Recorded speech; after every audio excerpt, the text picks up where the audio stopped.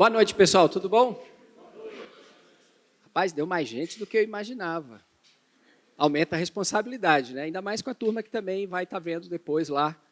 Eu não vou acertar todos os canais, pastor, então vou falar todo mundo que está presente nas mídias sociais, incluindo o Spotify, que também vai ter áudio, né? Mas tem vários que tem vídeo também. Mas para todo mundo que está aqui presente, muito boa noite. O pastor já fez uma introdução. E eu queria começar, na verdade, fazendo 2 disclaimers, né? Para facilitar a conversa, porque provavelmente eu vou apresentar algumas coisas hoje de um ângulo que talvez vocês não tivessem pensado ainda. Eu vou apresentar algumas coisas de uma forma que talvez não seja a forma que vocês estejam acostumados. Para alguns pode ser que tenha, para outros pode ser que não. Então, o primeiro disclaimer é justamente esse. Se vocês saírem daqui pensando, falando, que diabo foi que ele quis dizer com aquilo? Eu cheguei no meu objetivo. Meu objetivo não é confundir, mas a gente vai falar de inovação. O meu objetivo é estimular a capacidade criativa de vocês. Ok? Segundo disclaimer que eu quero fazer, e aí eu vou pegar emprestado aqui as palavras de um grande mestre, né, o líder espiritual do Oriente, o Senhor Buda, que poderia dizer que serviria como uma luva para um processo científico, que é o seguinte: ele dizia que todo conhecimento que é passado para a gente, independente de quem passe, com qual autoridade, a gente deve aceitar ele como uma hipótese, a ser ou não comprovada no nosso dia a dia, na nossa vida. Então, toda vez que eu vou fazer uma palestra, toda vez que eu vou estudar um assunto, eu lembro disso. Porque, na prática, o que a gente vai fazer? Escutar, e para a gente não rejeitar o conteúdo, a gente aceita como hipótese. Se depois fizer sentido no seu dia a dia de negócios, no seu tema de estudo, no que você está se dedicando, ou seja, se fizer sentido na sua vida, aí você absorve aquele conhecimento. Ou seja, tem que ter um lado tácito de você experimentar o conhecimento e absorver. Eu tinha escrito lá no LinkedIn que eu vou misturar algumas coisas hoje para falar. Eu vou misturar, obviamente, negócio, que é a minha base. Vai ter uma pitada de espiritualidade, de filosofia, de metafísica e de ciência. Pô, Jeff, mas isso tudo para falar sobre esse tema de ideia, inovação e empreendedorismo? Para falar disso daí eu vou usar desses artifícios. Tudo bem? Então, é mais ou menos isso daí que eu queria propor para vocês. Para a gente começar, então,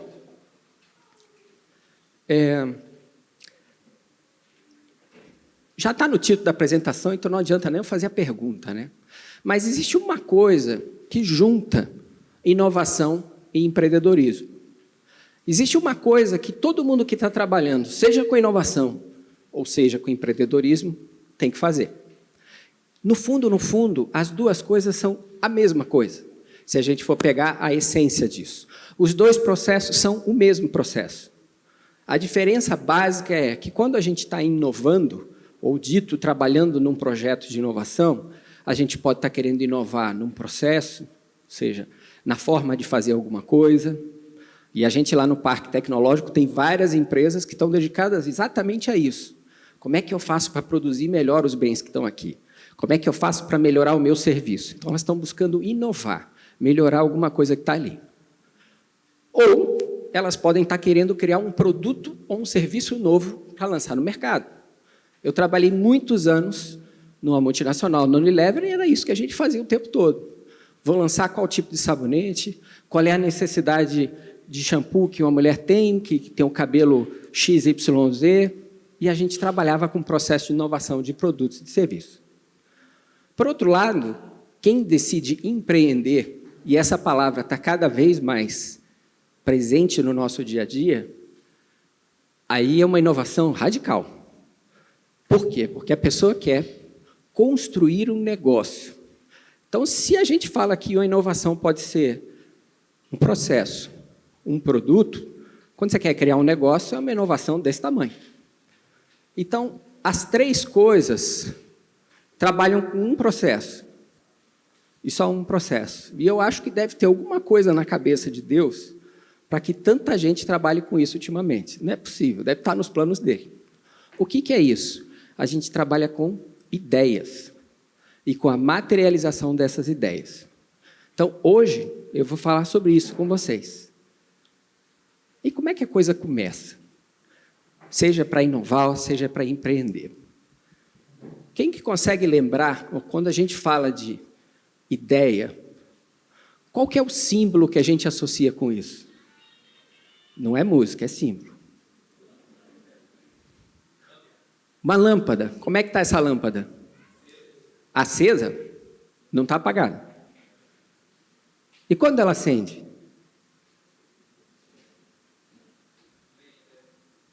Quando tem a ideia. É essa imagem que a gente tem, não é? Pois é. Sabe aquela coisa que todo empreendedor morre de medo? Sabe qual é? É de alguém roubar essa ideia que ele teve. É ou não é? Tem gente que assina NDAs, assina projetos de confidencialidade, porque teve uma ideia e ninguém pode saber. Porque se alguém souber, vai roubar e eu estou lascado. Se fosse fácil assim, estava mole empreender, né? Era só ter a ideia e pronto. Mas a primeira provocação que eu quero fazer é o seguinte: será que a gente tem ideia? Como é que a gente faz para ter ideia? De onde que aparece? De onde aquela lâmpadazinha acende? Porque se a lâmpada estiver apagada, não é ideia, correto? Mas para ela acontecer, tem uma hora que faz clique e ela acende. É mesmo nossa aquela ideia? Dá para a gente dizer que é nossa propriedade, que eu tive aquela ideia? Será que qualquer um de nós teve alguma ideia original na vida, ou qualquer tipo de ideia para começo de conversa?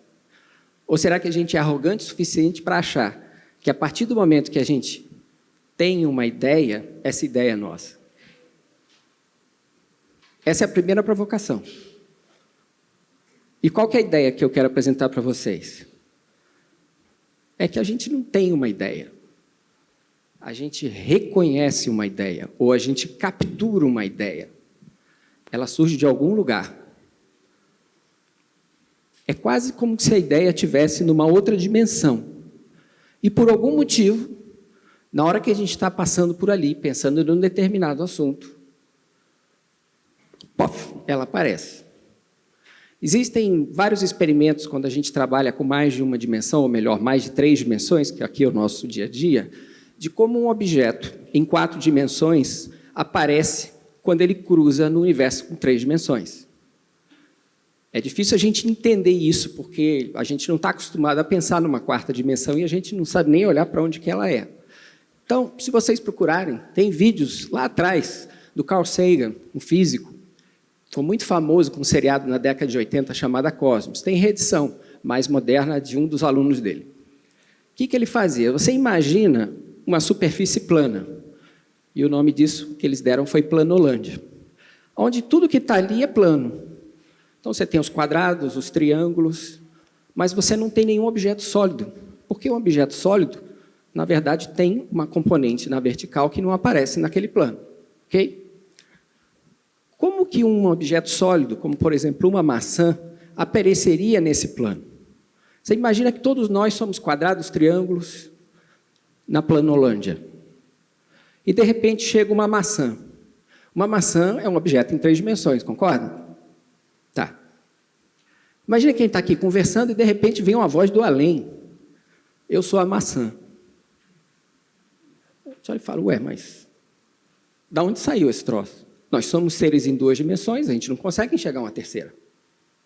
O que acontece nessa hora? Se a maçã está vindo por aqui, de uma dimensão que a gente não reconhece, de repente ela aparece e cruza o nosso plano, qual é a imagem que vai se formar aqui? Como se fosse um círculo, né? Ou é só a gente cortar uma maçã no meio assim que você vai entender. Só que para nós que estamos aqui nessa 2ª dimensão, somos todos planos, do nada apareceu um círculo ali. E é justamente esse o momento onde aquele objeto que estava em 3 dimensões cruza o nosso de 2 dimensões. Se a gente for pensar num objeto em 4 dimensões, cruzando o nosso de 3, é como se ele aparecesse do nada. De repente aparece aqui um negócio e some. Então, o que eu estou brincando com essa analogia, dizendo, é que o processo de ter uma ideia se assemelha muito a isso. Do nada, a gente capta uma ideia que estava em algum outro lugar que a gente não sabe qual que é. Hoje eu não vou entrar aonde eventualmente possam estar, porque aí vai ficar muito filosófico demais a conversa, tá? Mas um primeiro insight legal para levar é: se eu não tenho uma capacidade de ter uma ideia original, e eu capturo uma ideia, ou eu apreendo uma ideia, ou eu entro em contato com uma ideia, então a primeira coisa que qualquer pessoa que quer inovar ou que quer empreender precisa fazer é entrar num lugar fértil de ideias. Concorda? Quem gosta de pescar aqui? A gente vai pescar onde? Onde tem peixe, né? Onde não tem peixe é complicado. Aí eu pergunto, se vocês estão com um problema no trabalho, ou vocês estão preocupados em melhorar alguma coisa, ou que estão a fim de criar um novo negócio, onde vocês vão procurar os peixes? Onde vocês vão procurar as ideias? Porque pensa só, a gente no dia a dia está lidando com o nosso dia a dia, certo? Com as coisas que estão perto da gente. Tem uns amigos indianos, quando eu fui visitar eles na Índia, fiquei com aquela dúvida, né? Falei, rapaz, será que ainda continua na Índia aquele esquema de os pais é que combinam o casamento dos filhos? E aí eu cheguei lá e eu perguntei, escuta, ainda funciona aquele esquema? Tal? Eles falaram, sim, é assim mesmo. Eu falei, tá, mas agora na era da internet, e aí? Ele falou, ficou muito melhor. Eu falei, ué, por quê? Falou, porque antigamente os pais tinham ali um círculo de amizades. Quantas pessoas a gente conhece? São poucas. E você tinha que pescar algum peixe dali para o seu filho ou para a sua filha. Na internet agora é mais fácil. Você bota as características que você quer do seu futuro genro ou futura nora e aparece lá de todo lugar onde tem. Ou seja, de uma maneira divertida, o que eles me contaram é ampliou o espaço onde eu posso me abastecer. Então, a primeira coisa é, se você está trabalhando com inovação ou se você quer empreender, a primeira coisa que você vai precisar é encontrar uma ideia para chamar de sua. Porque a gente é arrogante o suficiente para achar que a ideia foi nossa, embora ela não seja. O que é legal disso e libertador ao mesmo tempo? Então, peraí. Então, eu não preciso ser um criador, tirar uma coisa do além. Não, cara, você só precisa... E aí eu vou pegar uma outra analogia aqui do eletromagnetismo. Você só precisa entrar em algum lugar onde aquela ideia esteja e você consiga capturar aquela ideia. É como se fosse assim. Imagina uma sala, como essa aqui, esse salão bem grande, cheio daquelas lâmpadas. Lembra que tinha as cordinhas antigamente, que a gente ligava? Na casa da minha avó tinha. E você está procurando uma ideia ali. É como se você tivesse fechado os olhos, procurando, cadê? De repente você encontra um cordãozinho daquele e puf, puxa. Quando você puxa o cordão, o que aparece? Ligou a luz. Surgiu a ideia na tua cabeça. E aí todas as técnicas do que a gente fala de ideação tem a ver com você trombar em espaços que vão ter ideias. E aí é que vem as coisas legais, criativas. Você tem que ir para outros cantos, conversar com outras pessoas, pegar outras experiências, viajar, procurar negócio e por aí vai. O que eu mais vejo de pessoas que começam a empreender é alguma coisa na vida delas acontece, desígnio ou não de Deus, e faz ela ter um clique. O outro dia eu estava no sul de Minas, conversando com um empreendedor, começou a trabalhar no negócio desse, e ele falou, poxa, eu tive um acidente, fiquei no hospital. E aí, quando eu fiquei no hospital, era muito ruim o acesso à enfermeira, não sei o quê, não sei o quê. Aí eu pensei, e se eu criasse um assistente virtual para atendimento hospitalar, de forma que o paciente ficasse o tempo todo com alguém ali para ele poder falar, tipo a Alexia, sabe aquela Alexia? Versão quarto de hospital? Imagina que sacada. Só que ele não parou aí, ele falou, pô, e aí o que eu posso fazer? Eu posso pegar essa ideia e ali eu começo a coletar dado. E eu vejo que horas que a enfermeira entrou no quarto, que horas não sei o quê, ou seja, eu começo a gerar um banco de dados e esse banco de dados eu posso disponibilizar para os médicos avaliarem como é que está o serviço dentro do hospital. E aí começa. Só que a ideia que ele teve, olha que louco, foi quando ele se machucou e ficou no hospital internado durante 3 meses. Ele foi para um outro ambiente. Ele é a mesma pessoa, só que ele estava exposto no outro ambiente onde uma ideia surgiu. Então, a primeira coisa é, não necessariamente quando você está atrás de desenvolver ou resolver um problema, não adianta você ficar o tempo todo martelando em cima dele, você tem que ir, você tem que circular. Você tem que trocar ideia, você tem que conversar com gente, você tem que ver coisas que às vezes não tem nada a ver com o que você está procurando. Ou seja, você tem que aumentar o campo aonde você vai trombar com alguma ideia. E aí a primeira coisa que vai acontecer é você ter aquele insight e você captura a ideia. Só que diferente do que a gente normalmente sente nessa hora, de que se alguém ficar sabendo eu estou lascado, não é tão fácil assim, gente. Por quê? Porque quando a gente pega essa ideia, às vezes ela não é clara. Tirando naquele filme De Volta para o Futuro, né, que ele bate a cabeça e tem a ideia do que ela conversou que ele precisava fazer. Mas é aquela ideia, às vezes, que veio, a gente não tomou atenção. Sabe aquele recado que às vezes vem na nossa cabeça e não presta atenção? Ou às vezes é mais claro. E aí, só que essa coisa ainda está muito efêmera, não está prática na cabeça. O que você começa a fazer? Você começa a pensar naquela ideia. Você contigo mesmo começa. Será que isso faz sentido? Será que isso tem aplicação? Será que mais gente tem esse problema? Será que isso podia... Aí você começa. Ou seja, é como se você pegasse... Você já viu, não sei que alguém aqui trabalha fazendo aqueles jarrinhos de argila, de barro? Alguém trabalha com isso? Hobby? Mas vocês já viram em filme, não viram? Você começa a botar o barro ali, aí você começa a amassar o barro. Você começa a amassar o barro. Aí você vai dando forma naquele barro. Aquilo ali, de repente, vai começando a virar ali um jarrinho. Aí você vai colocando. Esse é o primeiro trabalho. Você começa a trabalhar a ideia. Aqui na cabeça. É uma ideia e você começa a pensar em cima dela, analisar, ter ideias. A gente tem uma fase inteira na incubadora lá no parque, no Nexus, que a gente faz exatamente isso. Muitas vezes chega uma pessoa com uma ideia, mas ela nem sabe se isso vira negócio. E ela tem um período ali de 6 meses, onde a gente acompanha com ela e ajuda a pessoa a amassar o barro, pensar naquela ideia, estruturar a ideia, ver se faz sentido. E ela vai colocando todo o pensamento, toda a análise, todo o entendimento dela para ver se aquilo ali tem foco ou não.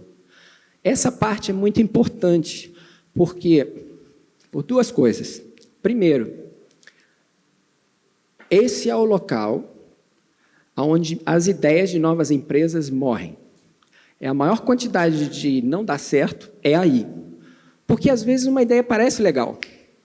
E a gente começa a trabalhar um pouquinho nela, analisar, e chega à conclusão que aquilo não vai dar em nada, e ela descarta. E a gente tem lá, entre todas as etapas de transição, entre uma ideia e um fluxo de caixa perene, é nessa materialização entre a ideia e uma primeira coisa, um primeiro produto, né, experimental, um protótipo, é aí que a maioria dos projetos morre. Porque aquela ideia não é suficientemente forte, ou seja, ela não tem um apelo mercadológico suficiente, ou o desenvolvimento tecnológico dela é muito complicado, ou seja, ela não fica de pé. Legal. Pensando nisso, uma das coisas que a gente vai fazer lá no parque, que a gente começa a trabalhar agora, é o seguinte. Tem 2 coisas que todo mundo que quer empreender e tem vontade de empreender, eu chamo quem tem vontade de empreender, quer empreender, de um pensador. Depois eu explico por quê. E eu acho que é aí que está o plano de Deus, tá? Também te explico por quê depois. Mas uma pessoa que quer empreender, ela começa sem 2 coisas. Uma é muito democrática, ninguém tem dinheiro. Então, todo mundo começa sem dinheiro no bolso. Legal. E a segunda coisa é que todo mundo quer empreender, precisa de uma ideia para chamar de sua, não é não? Se você não tem uma ideia, você vai fazer o quê? Nada. Então, uma das coisas que a gente está querendo fazer é... Tem várias áreas da economia brasileira que têm problemas, que necessitam de desenvolvimentos tecnológicos. Mas não tem uma região como São José dos Campos ali. A gente está aqui. Então, o que a gente vai fazer? A gente vai mapear no Brasil, e tem coisas que a gente vai fazer aqui mesmo na cidade, para capturar problemas. Ou seja, é quase como se a gente fosse montar um pesqueiro. Nós vamos circular o Brasil e vamos pegar peixes. Vários peixes, vamos botar no nosso laguinho, e depois o que a gente vai fazer? A gente vai pegar os candidatos a empreendedores e empreendedoras e falar o seguinte, olha, dinheiro vocês não têm, mas todo mundo não tem. Agora, ideias, olha aqui. Tem esse universo aqui, circula entre elas. Entende quais são as dificuldades de um produtor agrícola no oeste baiano? Entende qual é o potencial de dados que existem de coleta dos satélites brasileiros que hoje a gente coleta, mas não usa para uma aplicação privada. Entende quais são os projetos que os laboratórios de pesquisa aplicada no Brasil estão desenvolvendo e chegam até o ponto de ter um protótipo funcional, mas não sabe levar isso ao mercado. Ou seja, a gente vai pegar um conjunto de ideias e apresentar para os futuros empreendedores. Porque aí tem uma coisa interessante. A gente agarra naquela ideia que conecta com a gente e faz sentido. Isso daí é muito importante. É como a escolha de um instrumento musical. Alguém aqui toca música? Tirando a banda, né? Ou mesmo a banda, pode ser. Cada músico se identifica com o instrumento e chama aquele instrumento de seu. E é uma relação mesmo. É difícil você pegar um músico para mudar de instrumento. É a mesma coisa com ideias, e a gente vai fazer isso daí. Então, essa é a primeira fase. A segunda fase, extremamente importante, é você precisa se apaixonar pela ideia. Você precisa querer aquilo com uma vontade. E muita gente larga o emprego, muita gente, às vezes, larga a família. Muitas vezes a gente é chamado de louco. O que eu quero dizer é o seguinte, se tem uma coisa que toda empreendedora e todo empreendedor vai ter, é uma defesa apaixonada daquela ideia que ele teve. E, para isso, você precisa se enamorar daquela ideia, precisa fazer sentido para você. Precisa ser uma coisa que você quer ver no mundo. Para quem tem filho e quem tem filha, é um novo filho ou uma nova filha. É o teu legado que você vai deixar, é a tua marca no mundo. Precisa ter um envolvimento emocional muito forte com aquela ideia. Porque é isso que vai te dar energia ao longo do tempo para não desistir daquilo. Então, vamos voltar para o colega do início. Tive uma ideia, eu capturei uma ideia. Legal. Se eu contar, vou morrer. Não, não vai. Porque tem todas essas outras fases ainda. Joia, tenho uma ideia, pensei nela, estruturei, faz sentido, sou um árduo defensor. Quem aqui já conversou com alguém que tem uma startup? O que eles fazem o tempo todo? O pastor chegou a falar aqui no início, que antigamente o pessoal fazia.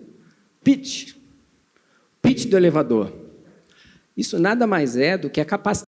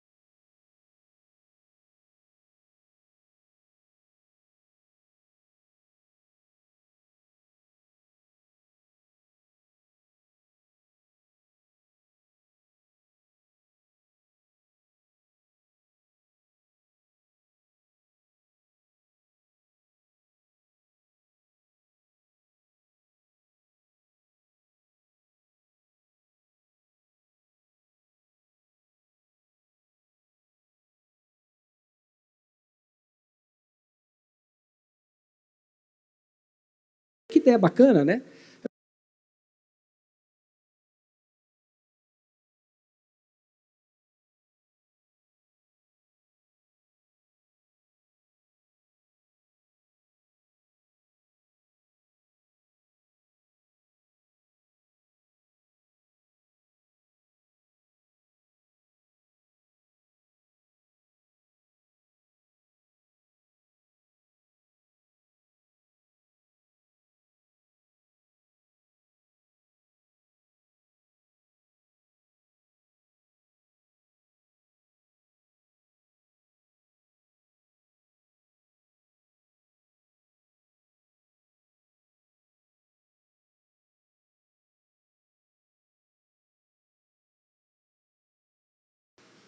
Será que é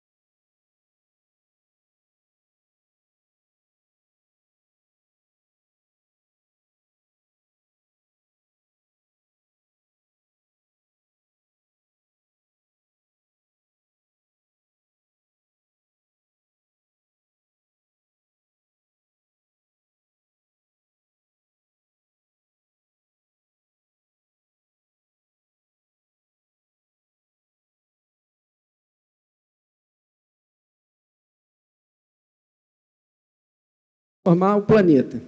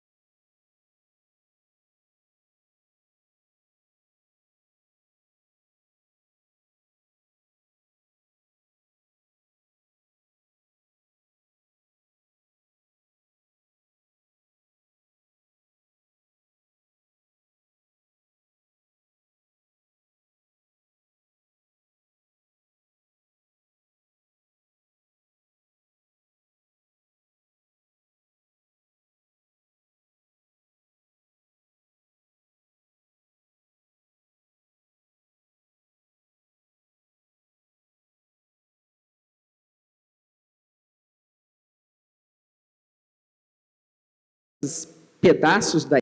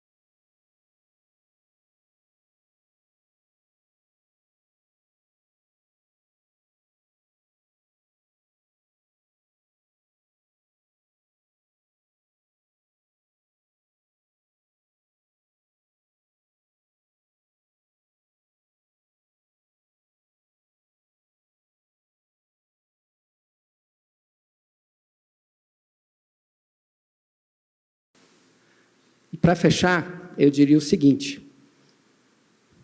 trabalhe em coisas que têm um potencial mercadológico. Trabalhe em coisas que têm como produzir e fazer. Mas bota uma boa pitada de algo que faz sentido para você. que faz sentido você se dedicar durante tantos anos para ver aquilo acontecer. É a tua contribuição no mundo. E ela tem diversas formas. Existem muitas moradas que você pode explorar. Mas se ela fizer sentido para você, a tua chance é maior de fazer ela acontecer e de tornar o mundo melhor. Era isso que eu tinha para falar hoje, gente. Obrigado.